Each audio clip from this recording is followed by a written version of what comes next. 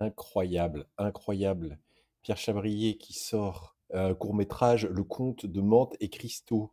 Normalement, je ne fais pas de vidéo le dimanche, mais je ne peux pas passer à côté de ça.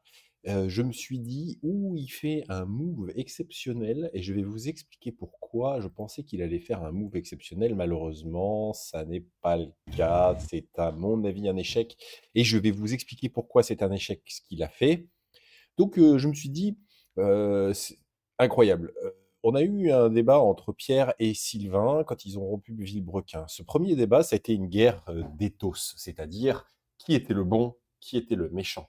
Et les attaques, qui ont été faites au départ par Pierre Chabrier sur Sylvain, ça a été des attaques sur: «Il est méchant». Et il avait gagné, d'une certaine manière, à ce moment-là, Pierre Chabrier contre, face à son comparse Sylvain, parce que pas mal de gens avaient quitté Sylvain, c'était des abonnés et on avait plutôt l'impression, globalement, que c'était Pierre Chabrier le gentil. C'était pas t aussi clair que ça, mais disons qu'il y avait un léger avantage pour Pierre Chabrier. Suite à ça, 8 mois plus tard, ou pas 8 mois plus tard, mais entre août et janvier, il s'est rien passé et Sylvain a fini par répondre et lui, il a répondu sur le logos. Il a répondu avec des arguments rationnels, en donnant des éléments concrets, tout en faisant une vidéo extrêmement bien montée et cetera, c'est pas le sujet et là, il a explosé Pierre Chabrier. C'est-à-dire que la victoire était totale, absolue et définitive, visiblement définitive, on pouvait penser qu'elle était définitive, du côté de Sylvain Lévy. Pierre Chabrier a essayé de répondre en live avec une vidéo où il répondait argument pour argument. Ça a été une catastrophe. Il s'est planté complètement. Et pendant un mois ou 2 mois, je ne sais pas, plus de nouvelles. On s'est dit victoire définitive par KO de Sylvain Lévy.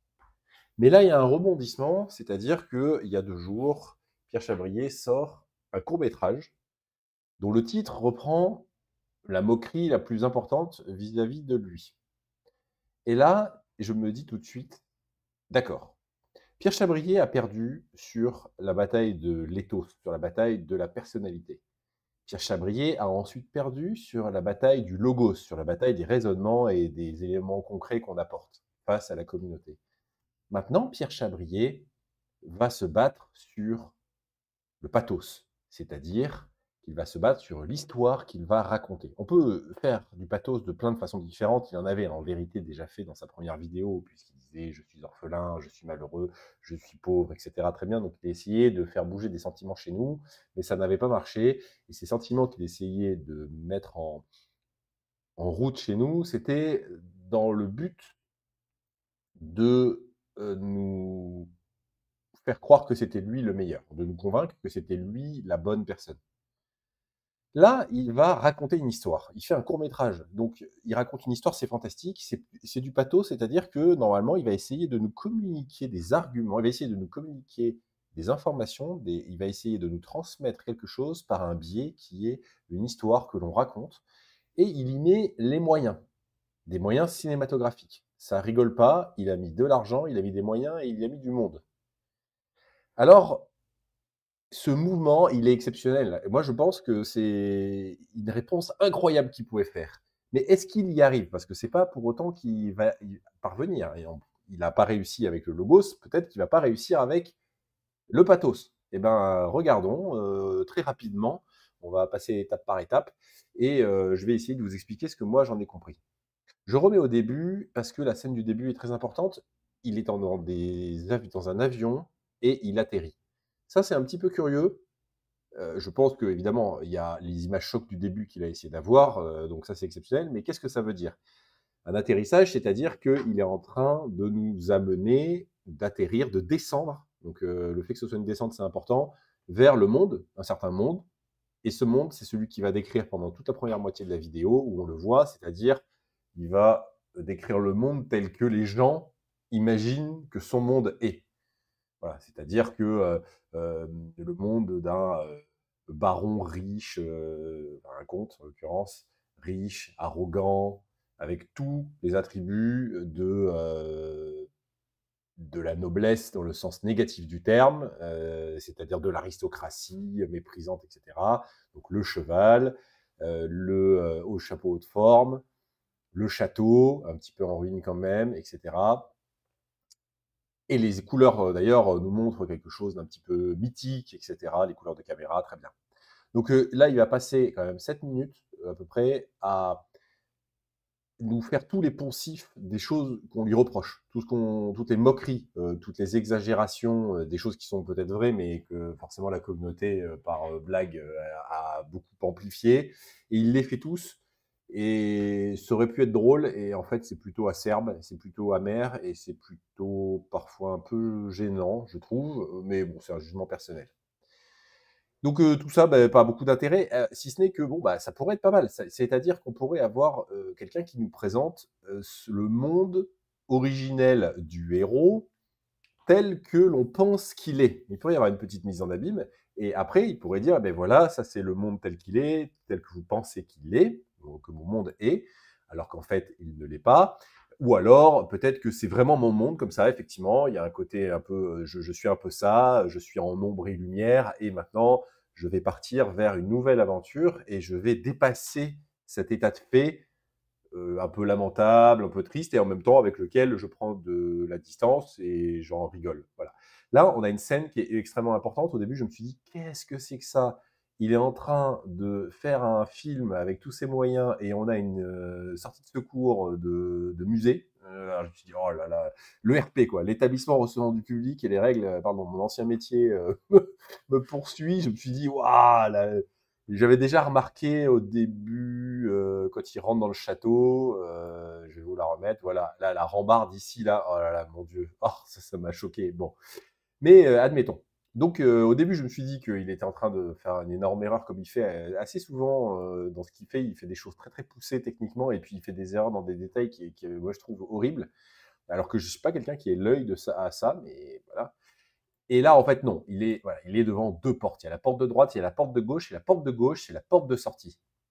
Alors, ça peut être, la sortie de YouTube, la sortie de sa carrière, mais ça, pour moi, je tends à penser que ça, cette porte de sortie, en vérité, c'est la porte de sortie vers un nouvel arc narratif, vers une nouvelle aventure. La porte de gauche, hein, la porte où il y a écrit, «sortie de secours».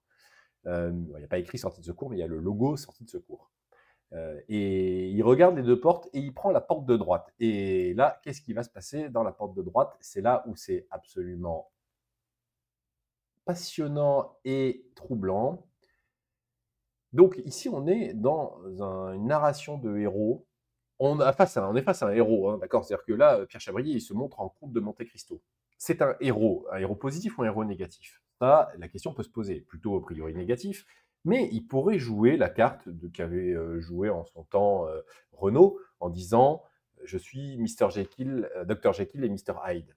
J'ai 2 faces en moi, il y a un contraste, et il y a 2 choses qui luttent en moi, et il y a un bon aspect de ma personnalité et un mauvais aspect». Et ça pourrait donner beaucoup de proximité avec lui, beaucoup d'affection vis-à-vis de lui, et il pourrait renforcer par ce contraste l'affection que les gens, que certaines personnes peuvent lui conserver, au titre du passé et au titre de ce qu'il a quand même été extrêmement aimé, ce gars. Et il est déjà d'ailleurs encore un peu. Mais il joue pas ce rôle-là. Pour autant, il joue quand même le rôle d'un héros, hein. Puisqu'il est habillé avec la cape, c'est le comte de Monte-Cristo, mais c'est quand même pas mal Batman. Et au début, je me suis dit, justement, avec Batman, il pouvait y avoir le côté ombre et lumière, le côté face obscure et face lumineuse de super-héros. Et donc ici, ça serait, dans le cadre de cette histoire de héros, le moment central de l'histoire, de la quête, dans lequel c'est l'épreuve suprême, et le héros doit faire un choix crucial. Il doit faire sa décision, et suite à cette bataille très très dure pour lui, il va remporter une récompense qu'on appelle l'élixir en général. L'élixir, j'en profite pour ceux qui ont regardé les autres vidéos. Élixir, ça vient de Exir, Alaxir, quelque chose comme ça en arabe, et c'est la pierre philosophale, hein. Donc c'est vraiment la récompense ultime d'une recherche approfondie. Et il va prendre la porte de droite. Qu'est-ce qu'il y a dans cette porte de droite? C'est un garage, c'est-à-dire qu'il ne sort pas, il s'enfonce. Normalement, après ce moment central de l'histoire d'un héros, on a le retour à la vie normale, qui se fait, de manière un peu longue, hein, mais c'est quand même le retour à la vie normale. Là, il y a une porte avec de la lumière, donc on pourrait se dire qu'il y a une forme de résurrection après une épreuve. Il enlève ses anciens oripeaux, donc il change. Il est habillé en blanc, qui va évoquer, à mon avis, l'enfance, mais qui aurait pu évoquer, bah, le chevalier noir devient un chevalier blanc. Et là, c'est un cataclysme. Parce qu'en fait, tout ce qui va se passer à partir de maintenant, c'est un rappel des choses passées. Soit de sa vie, soit de son enfance, soit de choses qu'il a vécues avec Villebrequin, soit de choses qu'il a vécues plus personnellement, mais dans sa carrière YouTube automobile, disons. Or, tout ceci, ça n'est pas une nouvelle aventure qu'il va vivre. Donc en fait, ce qu'il est en train de nous montrer, c'est qu'il est en train de refuser la nouvelle aventure et il est en train de s'enfoncer dans le fait de justifier un narratif contre un autre narratif. Son narratif qui est, voilà, je suis passionné d'automobile, j'ai toujours rêvé de faire ça, j'ai vécu une histoire extraordinaire, etc., avec Villebrequin. Et vous, ce que vous racontez, c'est le narratif que je vous ai présenté avant, en me moquant un peu, avec un côté méprisant, du conte de Monte Cristo, de toutes les caricatures qu'on a fait de moi. Et donc, il recontinue à essayer de poser un narratif face à un autre, sauf que ces deux narratifs ont perdu, en fait. Parce que ces deux narratifs, ce sont deux narratifs du passé. Et il ne passe pas à l'étape suivante. Il ne devient pas quelqu'un d'autre. Une histoire, c'est la description d'un phénomène de transformation d'un héros qui, la plupart du temps, est un être humain. Mais ça peut être autre chose, au final. Ce héros, il pourrait être une voiture. Et ça pourrait marcher. Voilà, on pourrait personnifier un objet. Là, ici, s'il veut nous raconter une histoire, puisqu'il essaye de nous convaincre par une histoire, par le pathos, il devrait nous raconter une histoire en respectant les trames d'une histoire, c'est-à-dire nous montrer un état de transformation. La première étape aurait pu être le constat de l'état de fait, des caricatures et du monde qu'on imagine qu'il est, même s'il ne l'est pas vraiment et même s'il y a beaucoup de second degré. C'était très bien parti. Mais là, c'est une catastrophe parce qu'il n'y a plus de transformation. Il continue à dire voilà ce que j'ai été. Ce que j'ai été, si on le dit littéralement en anglais, has been. Ce gars nous écrit une absence d'histoire, mais c'est pas lui visiblement qui a écrit le script de la vidéo. Mais la personne qui a fait ça, il l'a plombé. La personne a foutu sa carrière en l'air, hein, la personne qui a écrit ce court-métrage. Ce court-métrage aurait pu le sauver. Ce court-métrage est terminé pour lui. Je vous le dis, il a déjà épuisé les 3 façons de convaincre les gens. L'éthos, le logos, le pathos. Il a perdu sur les 3. Il a presque gagné au début, mais ça a été une catastrophe parce qu'il a perdu sur la deuxième manche. Et la troisième manche, la belle, c'est foutu, ce gars est plombé, et à cause d'un phénomène, c'est qu'il a fait confiance probablement à quelqu'un qui vient du cinéma, donc un Français qui vient du cinéma, c'est-à-dire faire un film, faire un court-métrage dans lequel on ne raconte pas d'histoire au sens classique du terme. Donc il n'y aura pas d'épreuve suprême pour le héros qu'il est, donc il n'y aura pas de récompense, donc il n'y aura pas de transformation, et donc il n'y aura pas de retour au village d'origine en étant un être transformé et meilleur. C'est très dur ce que je dis, mais je ne le dis pas pour l'enfoncer lui, parce que de toute façon, moi j'enfonce personne et ça ne peut pas enfoncer ma vidéo, pauvre vidéo qui va faire 200 vues. Mais je le dis parce que je veux que ça soit écrit, dit avant que de voir ce qui va se passer pour lui dans l'avenir. Il pourrait rebondir, hein, il pourrait réécrire une autre histoire, etc. Mais enfin, il a mis quand même beaucoup d'énergie. Je ne sais pas s'il va pouvoir faire ça éternellement. Et je vous le dis, quand on est dans une épreuve, même à titre personnel, etc., que ce soit public ou pas public, il faut écrire une histoire. Et cette histoire, elle doit respecter les règles classiques de la narration.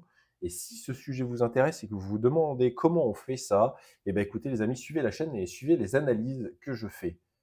Maintenant, à titre personnel, je lui souhaite le meilleur à Pierre, mais je crois que sa carrière sur YouTube est définitivement terminée. Bonne soirée, bonne fin de dimanche et à demain très probablement.